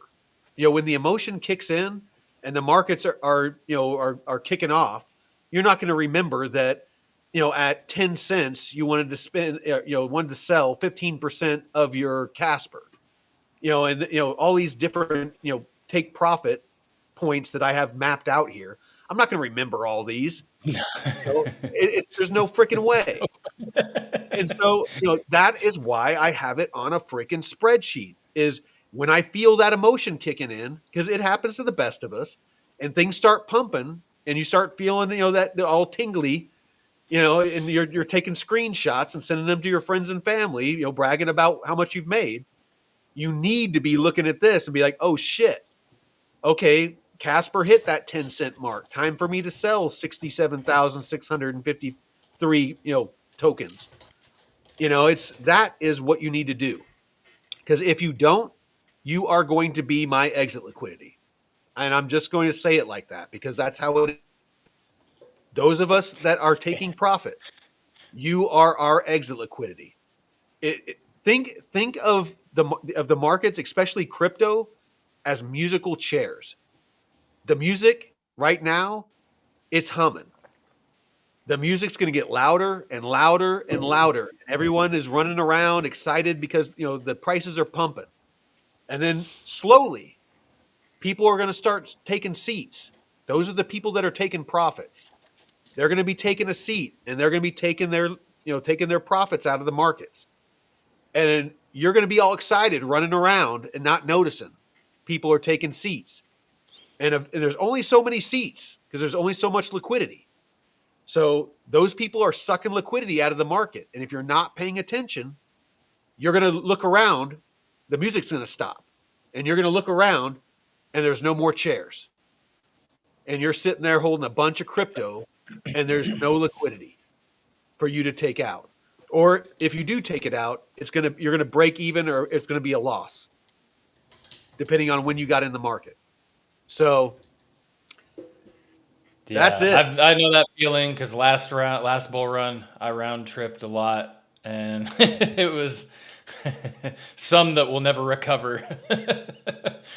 So yeah, avoiding that will be great. And I guess I've been kind of hesitant to kind of work on that spreadsheet because of my airdrop wallets, but I forget that I have a dedicated wallet for DeFi Hmm. liquidity pools. So having that, and this is also a good reminder to everyone: have separate wallets just for safety and security. One that you use to interact with on the daily, and stuff that you can store your assets more safely, and get a cold storage wallet, um, whether it's Arculus, Trezor, Ledger, something that will keep your stuff safe. And oh man, and don't copy and paste password or seed phrases and stuff, because if you copy and paste, there is a history of that log on your computer. So in the off chance that your system gets hacked, somebody can, even if they're not looking for crypto stuff, somebody could just be like, oh, let me see if they have a 12-word phrase. I don't know. Some really sophisticated person could probably figure out if you ever saved a seed phrase. And if you did, you're fucked. So type out your stuff if you're importing your wallets. And I I was should actually make an updated security video. video, yeah. I was actually, excuse me. Let's see. I was actually in Thomas Crown's show today in the chat, Oh, and I was surprised that because I guess he saw my name, DeFi crypto and airdrops, and made a comment about about not getting not suggesting anybody gets into airdrops because of obviously like the wallet drainers and stuff like that. And I was surprised because I'm like, and this isn't throwing shade on him. Dude's smart as shit, a lot smarter than me, and and an amazing trader. I mean, please don't take this as I'm talking bad about Thomas Crown, but I was surprised because I put it in the chat. I'm like, you just need to use a wallet just for airdrops, and you don't keep assets in it. You insulate your assets in a different wallet, and it to me. I was just like, really, like you haven't put that much thought into it. I mean, and I get it. We all have our thing. His is trading and charts and stuff like that. But yeah, I was just it really kind of was a learning moment for me that we all still have things to learn. No matter how experienced you are, in the crypto market or experienced in anything for that matter. There's always more to learn. yeah, and airdrops are always going to be a part of crypto just because of how people get rewarded um, and stuff. But yeah, if you're not in that space, or at least kind of, yeah, because there's a lot of scamminess that comes with airdrops, and picking the right projects, and the length of time to farm the airdrops is never really clear. And so, and if you're only a trader, and I actually ran into him last year in Nashville. Oh, nice. I was leaving a bar, going back to my hotel, and I fucking passed him walking on the street, and I was like, Tom Crown? And he was with some buddies, and I was like, oh shit. So we chopped it up for a little bit, and I had been in his chat for a little while, so he was like, oh yeah, yeah, blockchain report. So it was a really nice guy. And but yeah, it's if you're not in that space, if you're just in one area, trading and stuff, that's your niche. And there's a lot of nuances with airdrops and a lot of scamminess. And if you don't know what to look for, what to avoid, it's you're like, I don't want to touch it. But that is something I would like to have more discussions with people like that on just how do you approach these things with the airdrops and how to take advantage of them and how you can leverage them when you do get airdrops into making more money. If you don't want to trade, these DeFi liquidity pools are a lot easier to manage. A little slow going, but you're not chasing these leverage trades. So No, I've blown up many accounts in the past from these prop accounts, prop trading firms in the stock market and stuff. So I've eaten a lot of funds back in the day, but the DeFi stuff has just been a lot easier to manage. Stress, little less stress, not no stress, but a lot very close to minimal as possible. no, it's well, and the thing is, I mean, what I've found in crypto is there's something for everybody. I mean, if you're just wanting to buy and hold, there's nothing wrong with that. I mean, it's if you don't have the time or the desire to learn any more than that, just investing. I mean, it's just like buying a stock or anything like that. Investing in the project, hoping that the value goes up.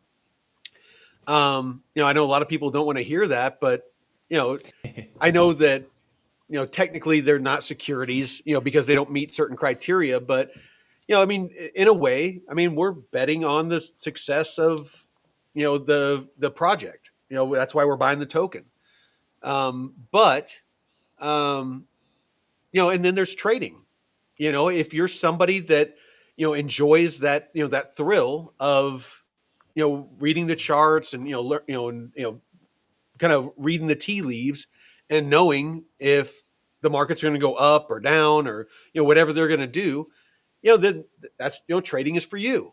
For people like me that don't want to be in the trenches like that. I did enough of that. It's like I want to be I In just real life. yeah, but I just like to take my liquidity with DeFi. I can put it someplace. I'm providing a service for people. I put Yeah. my liquidity there. They can borrow it. It allows them to do swaps. It allows the ecosystem to run, and I earn a small fee. And it's not like a meme coin or something like that where I'm taking somebody else's liquidity and they're hosed. It's money that person says, yeah, I want to swap between USDC and wrapped ETH, and I'm going to pay 0.01%, of the swap to the liquidity providers. Small amount, something they're not going to miss, but those small amounts add up. I mean, hell, on like right now, I'm sitting on in my couple of liquidity pools, my wrapped ETH KTA. I'm sitting on like 75, $80 on that. My USDC black, I got $80 in there. And this is just, from a couple of days. So, I mean, it adds up. It doesn't seem like a lot. When you look at it, it's like, oh, I'm making, $20 a day on this one. I'm making $50 a day on that one. It might not seem like a lot, but they all add up to where, okay, I'm making $100 a day. I'm making $200 a day. I'm making $1,000 a day. And again, no one is being taken advantage of. This is actually less predatory than what the banks are doing with our money right now. Yeah.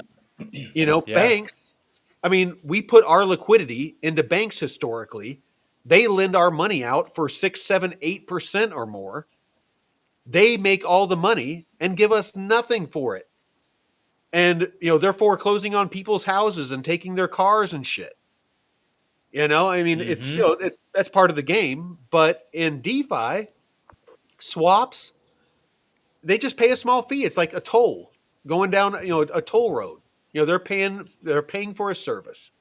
When it comes to loans and borrowing and lending, it's like, yeah, they have to put up crypto assets. They have to put up some kind of assets before they can take a loan out that they use as collateral. But it's up to them. It's like, okay, how much of that liquidity do you want to take a loan out on? Do you want to do a 20% loan to value and play it safe? Or do you want to do a 60 or 70% loan to value and be a degen? 100% up to you. And you keep your assets because you have to lend them out where you get to earn before you can borrow. So if you're lending them out for 5%, and I've seen where you can take loans out for less than the amount that the yield that you are earning. So you're for all intents and purposes, you're being paid to take out a loan. I mean, that's insane to me. It's Shit. insane. Like, how are more people not using DeFi? Yeah. Like, I mean, me personally, I plan on like one of my strategies is as we move into the bear market, once the dust settles, I'm probably going to take a loan out on some of my stables, probably like 30-40% or something like that, to do some of the stuff that I want to do around the property, because I can take a loan out on it. I still keep them. I'll still be earning, 10%, 20%, Mhm. and I can take out a loan against it. Still, like say I do it on $100,000. Say I take 40%, and so I take $40,000 out. I'm still earning 10-20% on that $100,000. I might be, paying, 2, 3, 4, 5% for taking that $40,000 out, but that's just on $40,000. So it's a Mhm. lot less. I'm making a lot more than I'm paying.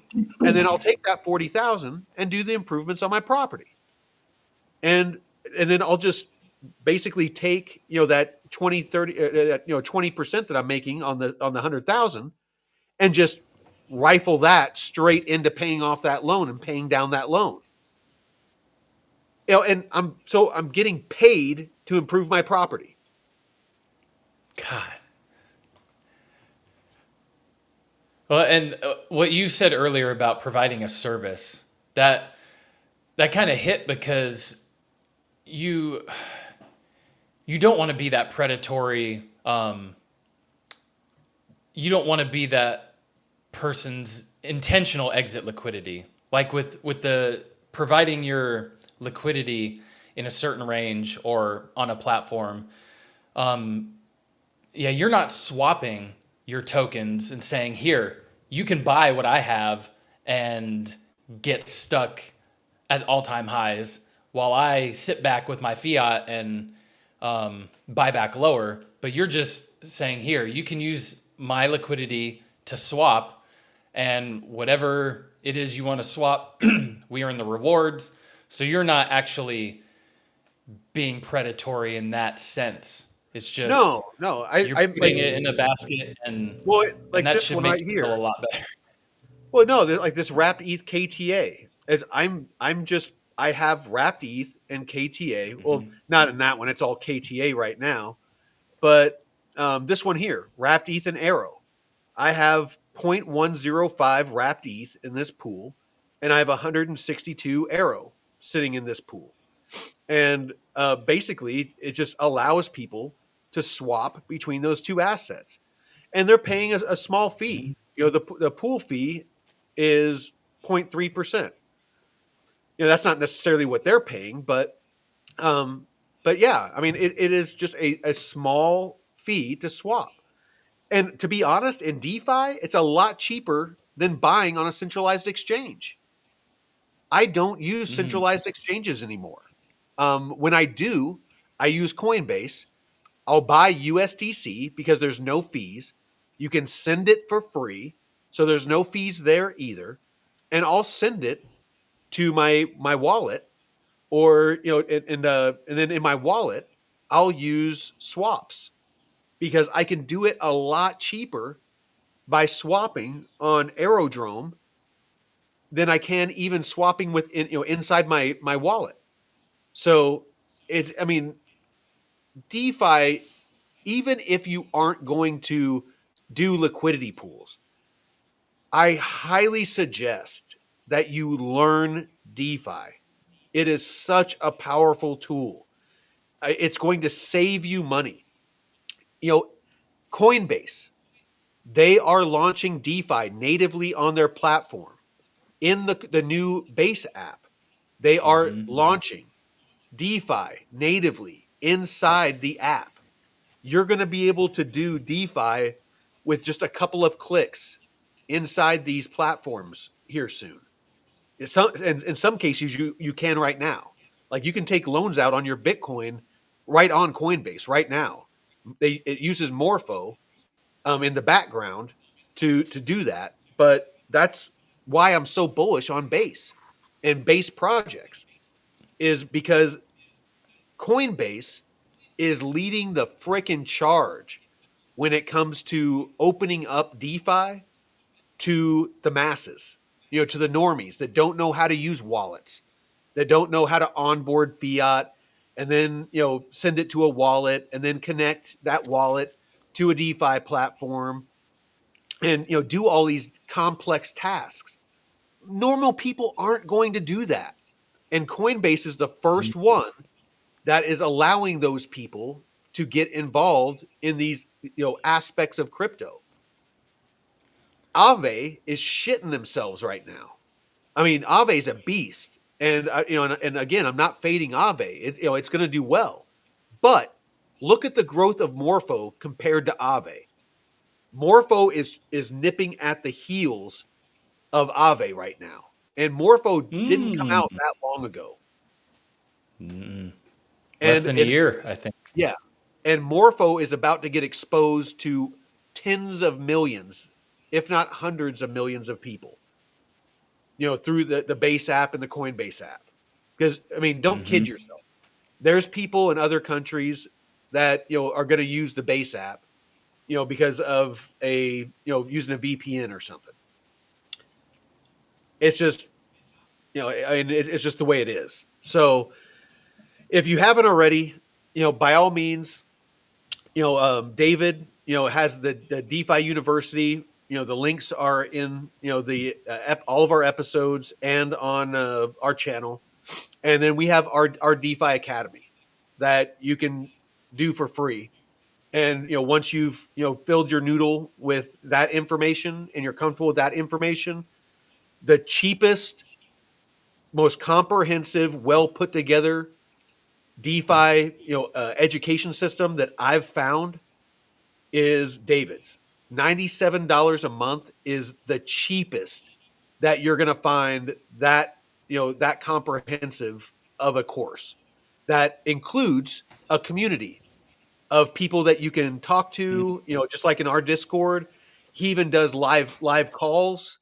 I mean, to have that resource, again, I would learn about the basics of DeFi first. Go through our free course, learn the basics, and then when you're ready to bump it up to the next level, if you want to bump it up to the next level, his course is the cheapest that you're going to find for the bang for your buck, return on investment.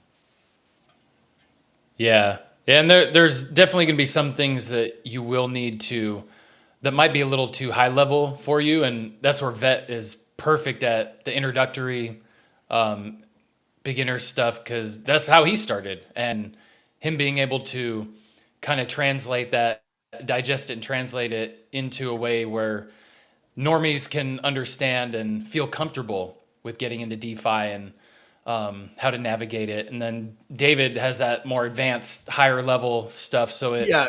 it all works together. We want to help build you up and not make you feel like you're it's a gatekeep. Well, Like what did Jake Call was said it. A lot of times people feel like they need thousands of dollars to get in, and to make real serious money, you kind life of do changing need money. 5 to Yeah. 10. Yeah. But, just starting out building some bags and you don't have a lot of extra dry powder, just start a liquidity pool or supply, and earn your rewards. And I started my plume bag that's sitting around like $6,000-7,000 right now with the pullback.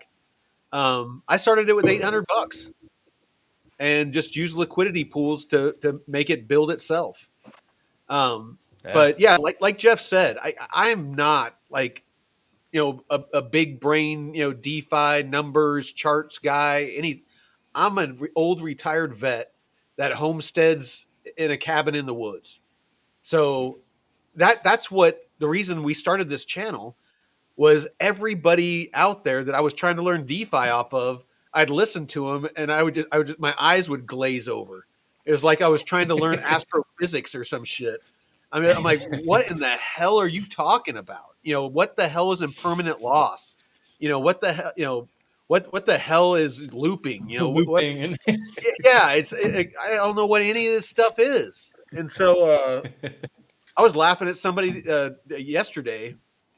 Somebody in my on X made a comment, and they were like, oh, you're an idiot trying to teach people DeFi. You can learn DeFi, overnight. And I was like, please, if you know how to learn DeFi, teach DeFi or learn DeFi overnight, let me know, because that's not how it works, brother. It's like you're teach not me going to learn. Obi-Wan Kenobi. Yeah, yeah, you're my only hope. Um, but yeah, it's just there's some really good people out there. Crypto Labs Research, does a great job. David does a great job. Jake Call does a great job. DeFi Dojo does a great job. I'm pretty Mhm. sure DeFi Dojo's autistic. I mean, and I don't mean that in a bad way. The guy is a freaking genius when it comes to DeFi. I am by far not saying that we are your first and last stop for DeFi. We are your gateway drug of DeFi. We're the ones that are going to teach you, DeFi, crypto, and airdrops at the most basic level in verbiage that you can actually understand, because we're simple people and we are able to break it down in a very simple way. Once you learn the basics, by all means, step off and start watching some of those other channels. It's just it is going to be a really steep learning curve if you start out with some of those channels. That I'll just leave it at that. So Yeah. And we're always happy to answer questions and stuff. Get in the Discord, and all the links and stuff are down below. Get in there and connect with us one-on-one if you have questions or need help navigating or technical issues. I'm here for technical issues. Been able to help quite a few people out with certain things. So join the um, Discord. Our, yeah, our our Discord, 24 hours a day, 7 days a week. There's somebody in there. We have people all around the world. I think we're up to a couple hundred people now. We started it just I think like 2 months ago, but we're up to a couple hundred people now, 300 and something. Yeah. we weed out the scammers quick. We have a really good mods in there that weed out any kind Mhm. of scammers. But yeah, I mean, I'm the host of this show, and I had issues with the Plume portal. That spin that I just did, that you guys watched, um, it stopped working for me, and we hashed it out in the Discord. And finally, I figured out that I needed to use a different browser for whatever reason. The Brave browser stopped working, for my spins, on the Plume portal. So Mhm. anyway, so Yeah. let's Whatever it is, we figure it out and get you those answers. Yeah, and that's one absolutely. thing the base app is going to um, bring is the need. You're not going to need like a seed phrase. A lot of projects are starting to see the need for account abstraction, where you can use social media accounts or your email address and not need your seed phrase. I mean, it can be built in, when you sign up with your email and have a native wallet. But yeah, that the Coinbase is going to really be integral to make people feel more comfortable. Absolutely. And that's really it, is they're removing the barriers to entry. So, so yeah, just real quick while we wrap up, I try to explain DePIN tech or decentralized physical infrastructure is what that is. As simply as I can put DePIN, those of you that don't know what DePIN is, it's think of it as your laptop or computer. It has compute power. That's how it does what it does. But as things like AI that require a lot of compute power, as that technology starts to grow, there's not enough compute power, and the computers that it would take to run those AIs are massive. You need massive data centers to run those things, and as they get smarter, it's just going to get worse. So that is why Nvidia, why their stock has gone through the roof, is because the demand for their graphics cards that people use for mining and for AI and things like that, and their chips, their CPUs, supply and demand. So there are crypto projects that have figured out how to use latent or unused compute power, and people can earn. So if you have a bunch of computers or a bunch of CPUs or GPUs, graphics cards that have compute power, you can provide that as a service to these companies to where people can utilize that, and you get paid in their native token. So Aether is one of those. That you can basically mine Aether by providing compute power. So there's a ton of ways that you can earn in crypto. Render. Yep. Yep, Render's another one. Um, Trader Jers. I understand those high APRs won't last forever. That is true. In DeFi, we earn off of volume. We earn fees. We get higher fees when there's higher volume. When there's more people swapping, then you're earning more fees. The more people that are on a toll road, the more people that are paying fees to go on that road. If there's nobody on the toll roads aren't making money. If there's bumper to bumper traffic, you're making a bunch of money.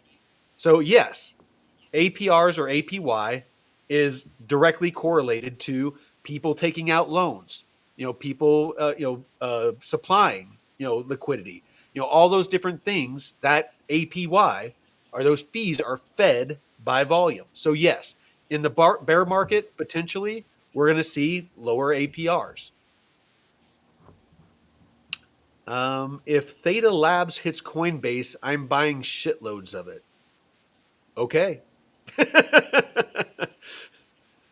Let's see. Laptop or cell phone being churned into a server using encrypted data packets. Oh, okay, that's what Theta's doing. Okay, I get you. All right. No, that's interesting. I actually was the COO of a company that was doing Bluetooth mesh networking in New York for a while, and that was part of what we were doing.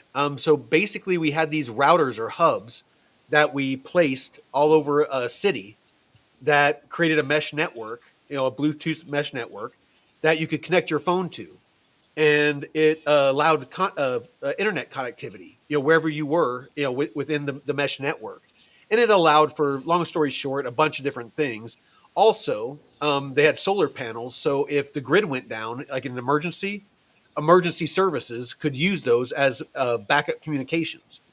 So it sounds similar because the tech that we used allowed cell phones using encryption to be part of the network. So you couldn't get access to people's phones, but it could be used as a relay, to enhance the network. So it sounds very similar.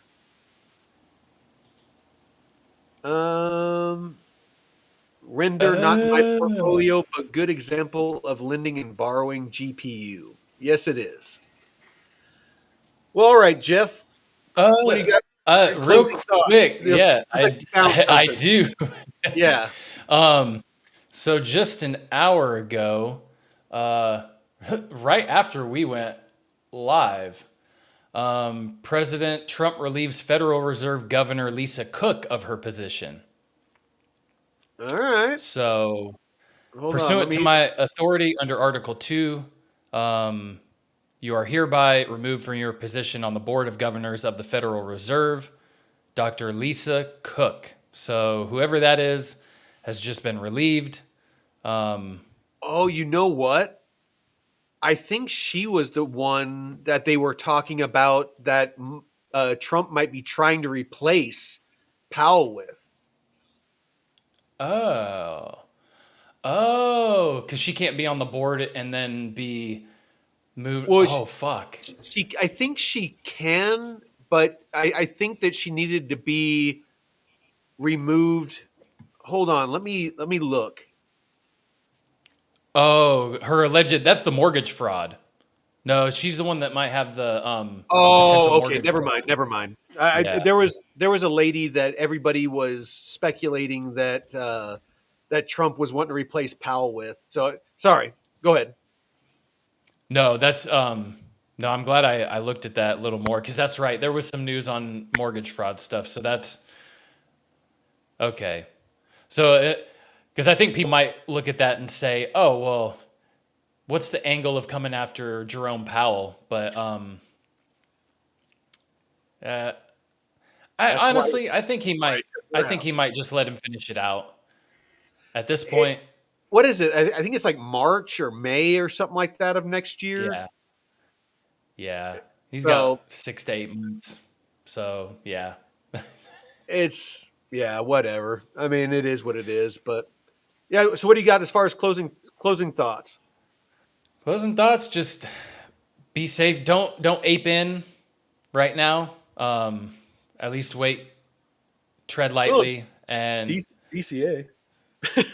yeah, DCA. Hey, yep. I mean that's what I'm doing. I'm every 2 or 3 days, or some pools I'll do once a week. Compound my earnings from that week, and just keep building my bags. Because even with these dips or these drops, I'm still up on my liquidity pool position, so that's good. And yeah, don't drag your feet and start next year.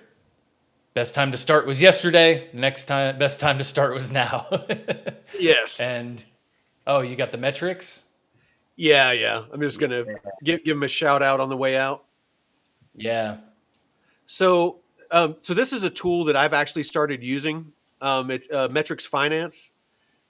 Jake Call, who's on our Wednesday show, he actually developed this. Spent a bunch of money and developed this with a bunch of programmers. But I've showed it before, but it is a great tool to simulate um, pools. So it actually pulls real data and you can put into it, like say that you want to build a position. Here, let's do this. So say that I want to enter this USDC wrapped Bitcoin position. I can go to simulate. Oh shit, let me log in real quick.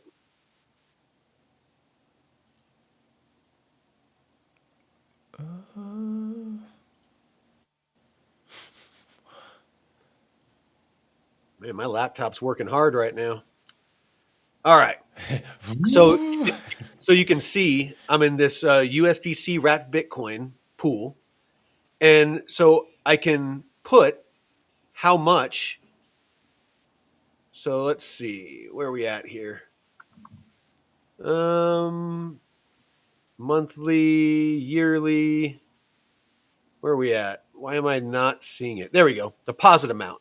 So say that I want to put $10,000 in there.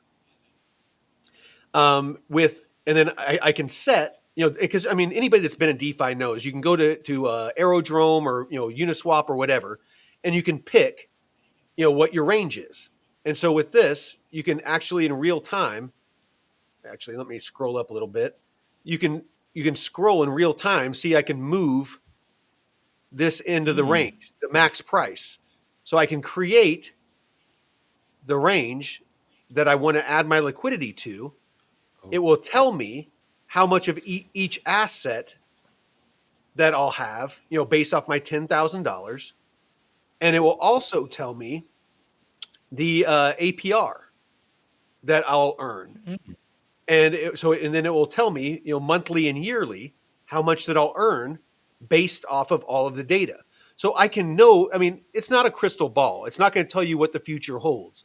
But as it sits right now, it will tell you this is, what your position would look like. Because I mean, I know that I've sat on Aerodrome and I'm like, all right, how much of this asset do I need and how much of this asset do I need to enter this pool?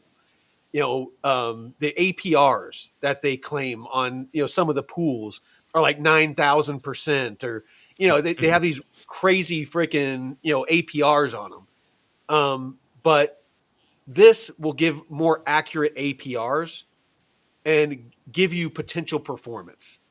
So it's a really great tool. We have a link for it. Full disclosure, we make a little bit of money off of it if you sign up. But the link that we give, you get a 10% discount. So it is an affiliate link. I just want to make sure that we're transparent about that. It is a great tool. It's one that I've been using before, before it was an affiliate.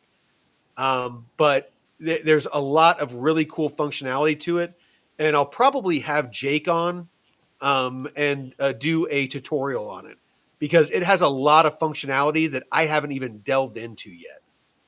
So you can actually track your wallet. You can put in your wallet address and it will actually show you all of your open positions and all of your old closed positions and give you a overall what your performance is, what your actual profit is after, after Shit. your divergence loss or your impermanent loss, what your